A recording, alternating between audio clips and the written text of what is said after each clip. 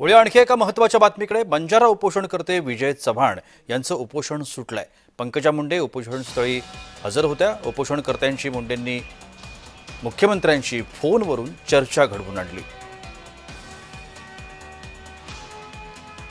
गेल्या अनेक दिवसांपासून हे उपोषण सुरू होतं, मात्र ते आता मागे घेण्यात आलंय। विजय चव्हाण यांनी आपलं उपोषण सोडलंय।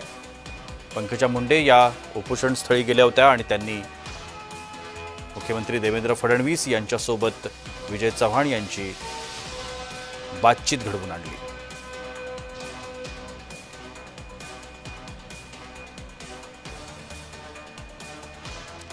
आपण या सगळ्या संदर्भात अधिक माहिती घेण्याचा प्रयत्न करूया। आमचे प्रतिनिधी गणेश जाधव आता माझ्यासोबत दूरध्वनीवरून संपर्कात आहेत। गणेश, हे उपोषण मागे घेण्यात आलंय, मात्र मुख्यमंत्र्यांनी या उपोषणकर्त्यांना काही आश्वासन दिलंय का किंवा या संदर्भात काही माहिती मिळते का?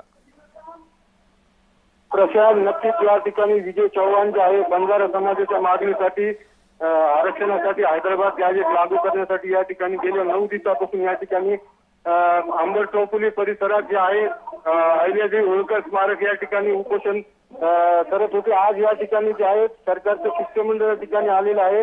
पंकजाताई मुंडे, जालन्याच्या पालकमंत्री तथा जलसंधारण मंत्री संजय राठोडांनी या ठिकाणी जालन्याचे आमदार अर्जुन खोतकर हे सरकारचं शिष्टमंडळ या ठिकाणी आलेलं होतं आणि या ठिकाणी या विजय चव्हाण उपोषणकर्त्याचं बोलणं जे आहे ते त्यांनी मुख्यमंत्र्यांशी करून दिले। तसंच एकनाथ शिंदे यांनी देखील त्यांचा संपर्क साधलेला आहे आणि अखेर हे उपोषण मागे घेण्यासाठी जे आहेत जालन्याचे पालकमंत्री पंकजाताई मुंडे आणि संजय राठोड, अर्जुन खोतकर यांनी त्यांना विनंती केली आणि त्यानंतर अखेर 2 दिवसानंतर 3 दिवसानंतर जे आहेत मुख्यमंत्र्यांशी चर्चा करणार आहेत बंजारा समाज शिष्टमंडळ आणि त्यानंतर त्या बैठकीमध्ये काय आहे ते ठरवू असं या ठिकाणी जे आहे ठरलेलं आहे। आणि त्या ठिकाणी आता विजय चव्हाण यांनी या ठिकाणी उपोषण आता आज अखेर स्थगित केलेलं आहे।